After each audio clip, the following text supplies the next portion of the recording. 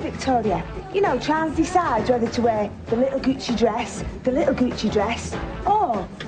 Gucci dress. The Spice Girls make their screen debut in Spice World, one of 6 new movies we'll be reviewing this week on Siskel and Ebert. I'm Roger Ebert of the Chicago Sun-Times. And I'm Gene Siskel of the Chicago Tribune. Our first film is Spice World, and there is an honored tradition of rock and rollers appearing in some awfully good movies early on in their careers, films that capture and amplify the spirit of the performers.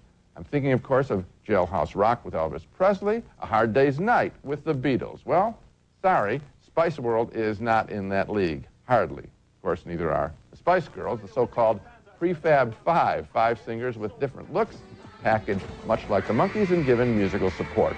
Here's a scene from Spice World where we first meet them and witness their celebrity. And compare this with the excitement of seeing the Beatles chased by fans at the beginning of A Hard Day's Night.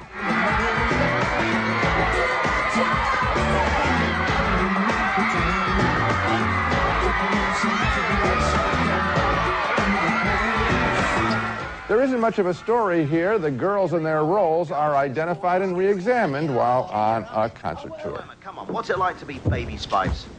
I'm always going to be seen as Baby Spice, you know, the sweet and innocent one. Even when I'm 30. You love it really, Emma. You play up to it all the time. No, I don't. Much is made of the girls' motto, girl power, but we don't have much of a rooting interest in that because their power is not threatened in any significant way in this lightweight film. We're the Spice Girls, yes indeed. Just girl power is all we need. Pick it up. We know how we got this far. Strength and courage in a wonder bra. The driving force of this screenplay, if you can call it that, is to show the girls, have them make a few jokes at each other's expense, sing a little, and say goodbye. Spice World is a half-hearted effort, a blown opportunity to make a spicy film. Well, Gene, taking a page from your book, at about this time last year, I would like to announce that I have now seen the worst movie of 1998. Wow. This movie stinks. It is an entertainment-free dead zone, as far as I'm concerned. I'm trying to think if I'm going to settle for this as a good year, if that's they can't even lip-sync to their horrible music successfully. Yeah. And at one point they're changing costumes. You realize that they could change names and identities. There is nothing at all that is distinctive about them. And more to the point, nothing distinctive about the screenplay. In other words, you can't change their talent. The screenplay is like, let's take A Hard Day's Night and make it as bad as we can. Yeah. That's basically their approach. You got it. Okay, next movie. Our next movie is Hard Rain, a waterlogged action picture in which nothing that anybody does makes much sense unless they happen to be starring in waterlogged action pictures. The movie takes place in a flooded Indiana town where 2 armored truck drivers are trying to move millions of dollars in cash out of the way of the rising waters.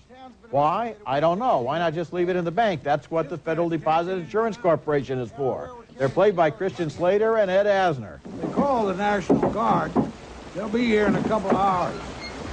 A couple of hours? I'll ask it again. Why do they have to move that money? It's not so much because of the water as because of the plot. The action centers on an attempt by a local gang in a speedboat led by Morgan Freeman and including the high school science teacher. They want to steal the money.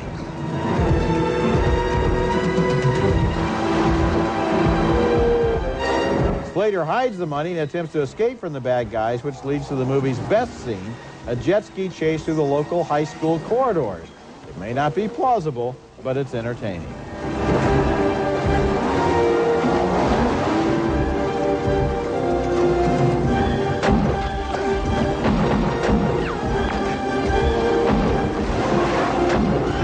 A local woman, played by Minnie Driver, teams up with Slater, and together they try to elude the bandits. This thing's metal.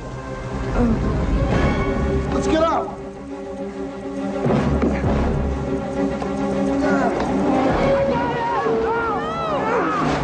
The whole time I was watching Hard Rain, all I could think about was how much time those poor actors had to spend in that freezing water, risking electrocution and getting their fingertips all wrinkled up. Morgan Freeman looks way too smart to continue trying to pull off an impossible job under deadly conditions. I mean, after about an hour of that, wouldn't you just say, I'm just going to go to dry land and check into a nice motel, get a warm shower? The plot is ridiculous. That's where this falls down. It's stupid. It makes no sense. And these are good actors in this thing. Why can't they read a script? This is not a close call. This is a very bad screenplay. Maybe it was positioned as a big action picture with a big payday, and they thought, well, it might turn out okay. Here's a cute story. Okay. I was attending the Chicago Bulls' Houston Rockets game. One of the players, Matt Bullard, comes over during the game and says to me, he says, "Did you see Hard Rain?" I said, "Yes, it stinks." He says, "Yeah, we saw it. It's awful." Well, Matt, our show plays in Houston on Channel 11, KHOU, just after midnight on Saturday. You take a triple overtime game to keep you away from our show. Channel 11 in Houston, Matt. This is why we exist. Try to keep Matt out of those bad movies. Later in the show, Peter O'Toole and Ben Affleck team up against some deadly phantoms. How do you fit into this? Reluctantly. And coming up next, Denzel Washington pursues a different kind of phantom in Fallen. Well, I believe what I see, and I'm still trying to get my mind around what I just saw. Some things, pal, you shouldn't know. They're in the same place. Exact. Yeah. Like he's laughing at us. He is. Denzel Washington plays a detective on the track of a serial killer. What else these days? In Fallen, yet another trip down multiple murder lane. The special gimmick here, and every movie in the Serial Killer of the Month Club has to have a gimmick, is that the killer was previously caught by Washington and executed, but really what inhabits the killer is the spirit of the devil in the form of a fallen angel. Elias Koteas plays the killer on death row. Remember this, Hobbs? What goes around really goes around. Washington finds out about the fallen angel connection from a theology professor played by Embeth Davidtz from Schindler's List. Some of these angels were cast down, and a few of the fallen were punished by being deprived of form. They can only survive in the bodies of others. It's inside of us, inside of human beings. Their vengeance is played out. The one good scene I mentioned? Here it is, as Washington has been told that the devil's evil spirit is passed along by touch, and he sees it passed from person to person in a demonic game of tag on a city street. I do know who you are. Siskel. Where'd you get that? From Milano's place? You found something up there. Well, some things, pal, you shouldn't know. Like what? Like what? And if you know, you should never, ever tell.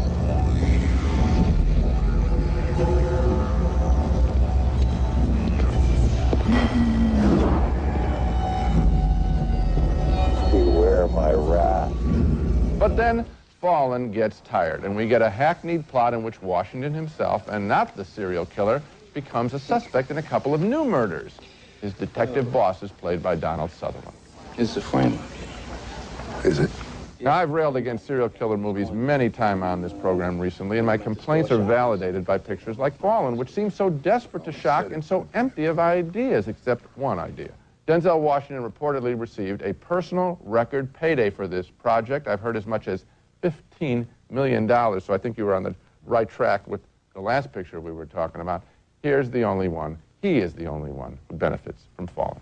I think I liked it a little bit more than you did, Gene, although not enough to recommend it. I liked the smartness of a lot of the dialogue, and I liked the premise, which I felt was original, but I felt at the end there were just too many complications. I didn't understand them. It didn't pay off. But, you know, it doesn't pay off. I do want to question you on your statement that you've railed against serial killer movies. Why don't you say you've railed against bad serial killer movies? Because there have been a lot of good ones, like Seven and Silence of the Lambs, and I think it's wrong to just dismiss an entire genre. Okay, well, I wasn't. I'll say this. I have railed against bad serial killers many times. That's a good way to put it. And it is a good way to put it because we're getting them also once a month. And that disturbs me, that all that they do is come up with a gimmick. 2 killers we had once. Now we have, and it is interesting. I mean, the idea of passing along by touch, that's a good scene. Yeah, but we also... But why do we have to go into the screenplay? Okay, we get disaster please let me movies finish. once a month, too. Why do we have to go into the screenplay where you say it breaks down, and I say it breaks down with the preposterous notion that Denzel Washington is the killer? But they're searching for gimmicks. The flaw of the movie is not that it's a serial killer movie. The flaw is that it could have been a better one. Oh, it could have easily been a better one. When we come back, Robert Altman directs Kenneth Branagh in a new story by John Grisham named The Gingerbread Man.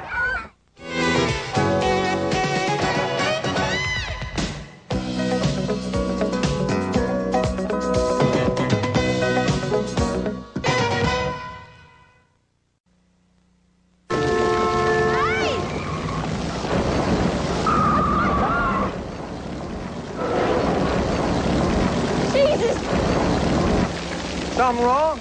On a rainy night in Georgia, a lawyer tries to help a woman whose car has just been stolen, and that good deed, which is also kind of a pickup strategy, eventually leads him into deadly quicksand as he gets involved in a scheme he doesn't understand with people he thinks he knows better than he does. That's the setup for Robert Altman's The Gingerbread Man, a quirky, atmospheric thriller based on an original story by John Grisham. And this is an offbeat tale for Grisham, featuring a lawyer who is not heroic so much as an impulsive risk-taker. He's played by Kenneth Branagh as a man a little drunk here as he's making his offer, and the woman is played by Beth Davids, who we just saw in that scene from Fallen. No, thanks, I just need a cab. Well, this time of night, this weather, you're going to wait around forever. Where'd you live? Across town. The lawyer is a divorced father who likes this young woman's looks, and in a reckless gesture, he mobilizes his law firm's resources to try to help her out. That includes the services of his private investigator, a loose cannon played by Robert Downey Jr. Cloud Pell, this is... Doss, Mallory Doss. You two know each other? No. No, not exactly. Well, what does that mean? You know her or not? Well, I don't know. Maybe she don't remember me. I investigated her father a couple years back. Many of her problems seem caused by her abusive father, a bitter man played by Robert Duvall. I think it's in the best interest of you and of everyone concerned that you be hospitalized at Georgia Regional in Savannah for psychiatric examination. And I am so ordering that you be admitted for that purpose. Come on, Mr. Dawson.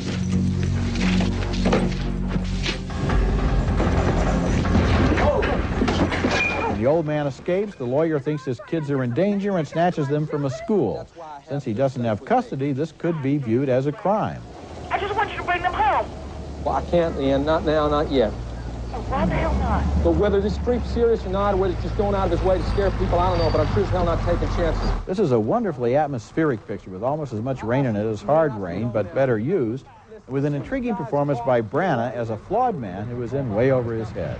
It's a fairly straightforward plot for Robert Altman, who usually likes to toy a little more with his material. I like The Gingerbread Man. I like the complexity of the characters and the surprises in the story. I'd like to, too, and I credit Altman for transforming material that could have been routine. Mm-hmm. And I think that if people would study what a fabulous director does with, I mean, the choices that he makes, the pauses, the letting us discover place, the letting us look at a character a little bit longer. It's a very confident film. Altman's career has been checkered of late. This may have been, in his mind, a commercial decision. I've got to do one. Coppola's done the same thing, okay?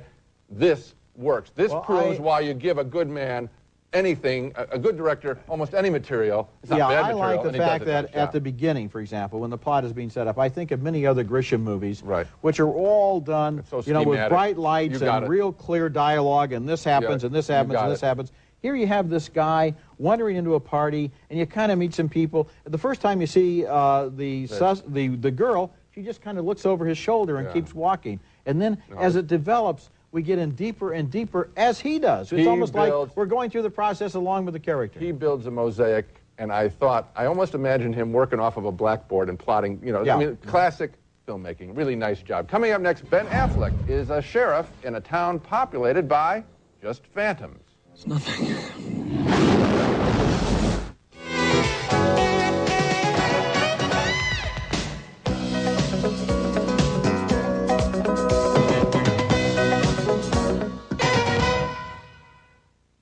A mysterious evil force makes the several hundred citizens of a Colorado mountain town disappear in phantoms, which turns out to be another variation on a Devil on the Loose, and here come the slimy special effects picture. A couple of sisters, played by Joanna Going and Rose McGowan, make the discovery that they are in a ghost town.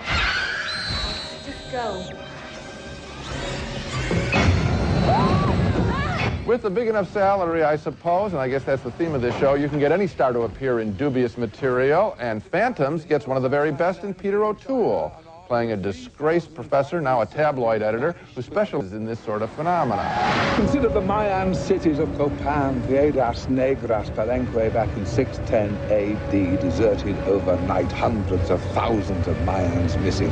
Conventional theories of disease or war don't explain why there were no mass graves, and there's a disappearance of the English colony on Roanoke Island, North Carolina in 1590. Just what is the stake? Chaos. The sheriff in town is played by Ben Affleck, the solid young actor who co-wrote the superb script Good Will Hunting. He obviously should have offered to rewrite Phantoms. The first thing we need to know is what we're dealing with here. What kind of threat it is. Biological, chemical, or other. Well, I'm leaning toward other. Hey, let's stop beating about the bush. All we want to know is what the monster looks like when it shows up at the end of Phantoms. It's not very exciting and definitely not worth the wait. A mass of swirling clouds and twisted bodies that looks like it turns into molten, fibrous scrap metal. That spoils things? I've done you a favor. I saved you an hour and a half of your life that it would have taken to find out that all by yourself. And one more thing, that a satanic-like creature is so often the villain these days shows just how bankrupt for fresh ideas the American movie industry really is. Well, actually, this one had a little neat angle on this satanic thing, because this is not Satan, as you know. It thinks it's Satan because it eats victims and then finds out everything they know. And so since they think he's the devil, the thing thinks it's the devil. But basically what it is it's recycled right out of Aliens and Tremors. It's kind of like, first it's a slimy thing, and then it goes underneath the ground. And I'm kind of tired of this basic formula of slimy things jumping out of shadows and eating people who then shoot at them for half an hour, and that's what the movie is about. So you didn't like it? You got it, yeah. Yeah. Very perceptive. Well, I wanted to hear you say it on the record. And there is a notion of sophistication. Pseudo-Satan. That's an original idea. Not really Satan, just thinks it's Satan. Okay, coming up next, a boy who likes superheroes gets to be one in Star Kid. A new movie named Star Kid is about a kid who gets picked on by bullies at school until a ship from outer space lands near his home and launches him on a wild adventure. The movie stars Joseph Mazzello from Jurassic Park as a kid who always has his nose stuck in a superhero comic book, trying to avoid a showdown with the school tough guy. Ignorance of the law is no excuse. Court is now in session. How do you plead? What are you doing? Then the rocket lands at a nearby junkyard, and the kid is amazed to find out what's inside.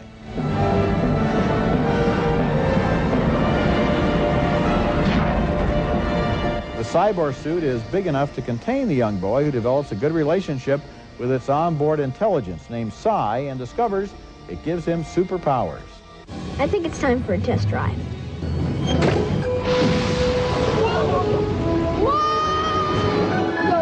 Star Kid embodies the fantasies of a lot of young comic book readers who would like the power and self-confidence that they're distinctly lacking at their age, and the filmmakers do a good job of creating Psi, that supersuit from outer space.